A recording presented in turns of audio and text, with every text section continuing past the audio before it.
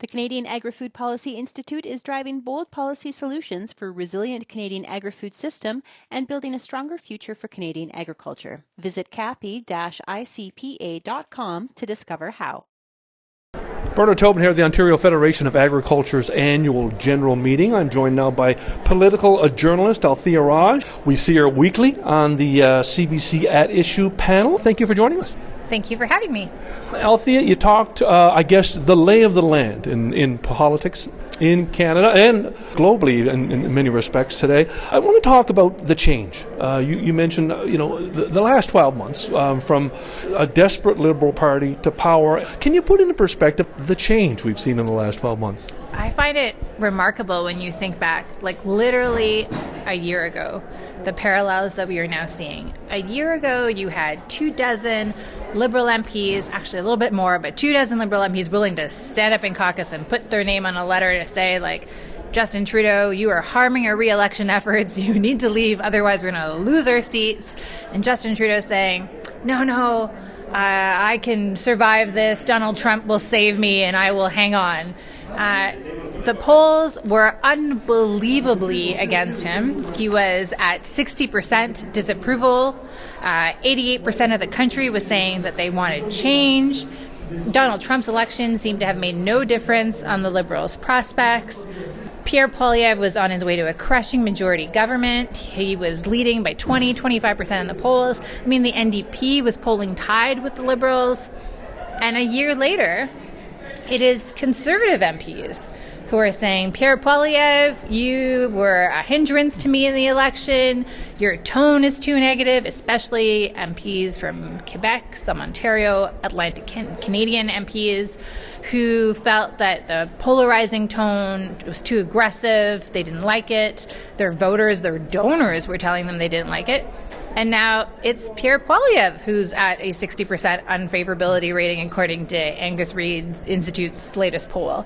Like, that is really shocking. And it's still a question mark what will happen to Pierre Poilievre's leadership. At the moment, things seem to be calmer, but there are a lot of unhappy campers still in that caucus. So, the last 12 months have taught us that things can change at a moment's notice. Let's talk about 6 months of Mark Carney and what Canadians have learned about the new Prime Minister. You mentioned a few things. He is focused on economic benefits rather than values. He's prickly, holds a grudge, and doesn't really think about messaging for Canadians. What have we learned about Mr. Carney in 6 months? Yeah, he's not really focused on electoral considerations, which is interesting because he does have a minority government. It's a strong minority. He's basically 2 seats shy, or 3 seats if you don't count the speaker, of a majority government. But he is more interested in doing what he thinks is right, what he thinks he should be doing, which is basically fixing systems, increasing productivity, seeing Canada rise as an energy superpower, not just as a clean energy superpower, which is probably what some progressive voters, Liberal voters, expected from a Mark Carney who used to be heading the UN as a, what was his title, global finance and climate change envoy. So he wrote a book about values that said the most important thing that we should be focused on is climate change, and governments across the world are not taking climate change seriously enough. And yet that is not the Mark Carney that we have seen so far govern. And I think that, Mark Carney is almost like an onion. We learn a little bit more every few months, but he is really focused on the numbers and productivity and less so about values. And that's interesting because for a Liberal leader, and I mentioned in the speech healthcare and the notwithstanding clause, but things that you typically associate with like big L Liberal policies like the Canadian Charter of Rights, public health care. That is not what Mark Carney is associating himself with. And you hear Liberals talk about being blue Liberals, and you hear them talk about the Bloc Québécois calls Mark Carney a progressive conservative Prime Minister. But I think the people around Mark Carney and some of the new cabinet ministers who were not there under the Trudeau era would see that proudly. They believe that the country swung too far to the left. And Mark Carney is now here to set them on the right track, and they believe that their message has a lot of resonance for progressive conservative voters, and that's one way of kind of taking a chunk out of Pierre Poilievre's support. Tell me about your perspective on the Trump relationship. This weekend we had, who cares? I'll speak to him when I need to or when I get around to it. Is that a reflection of, I guess, maybe kicking it down the road a little bit, or seeing maybe some softening of Trump's support and saying maybe trying to shift things? Where is Mr. Carney taking us? Well, he ran the election saying basically he was elbows up. He was going to take the fight to Donald Trump, and we needed to band together and defend Canadian sovereignty, and that he was going to take a tough stance. And what we saw as soon as he was elected Prime Minister was that kind of political rhetoric left, and we got business pragmatism emerge. And, people said, well, of course he's praising the president as transformational. Transformational can mean many different kinds of things, different kinds of transformations.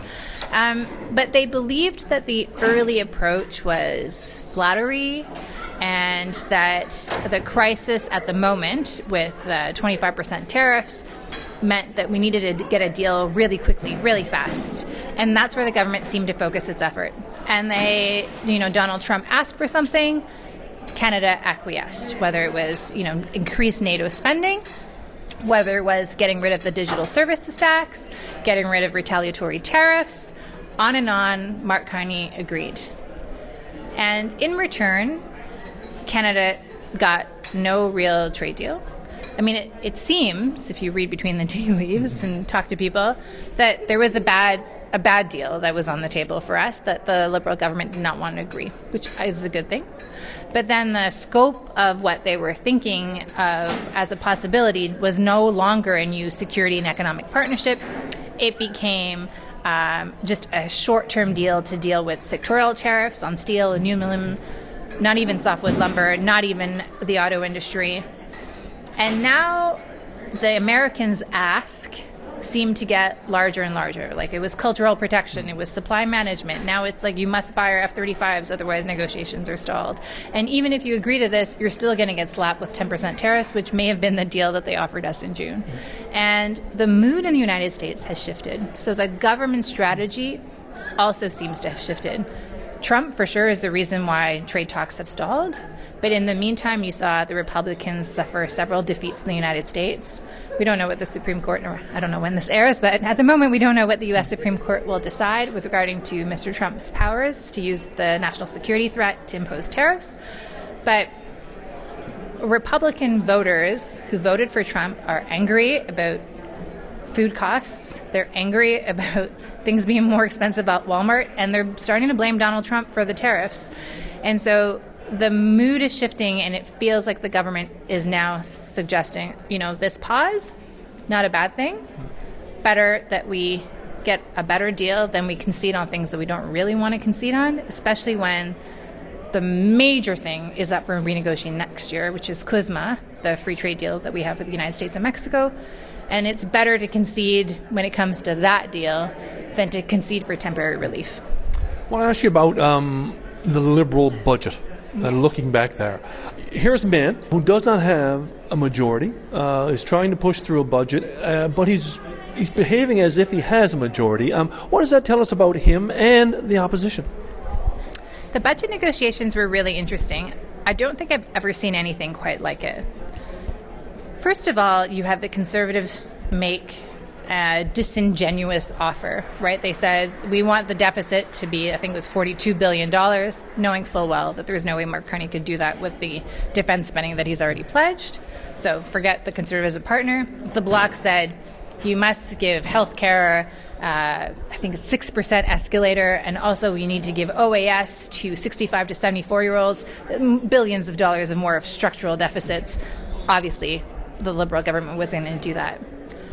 What they were hoping to do was get some members of some opposition parties on side. So they started negotiating on, okay, well, we will fund this project and you're riding, and this project and you're riding, and maybe that will be enough for you to abstain.